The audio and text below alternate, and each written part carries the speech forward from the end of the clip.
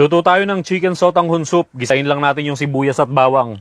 Tapos susunod na natin yung ating hinimay na manok. Gigisa na rin natin yung ating carrots. Hiwain lang natin siya ng pahaba.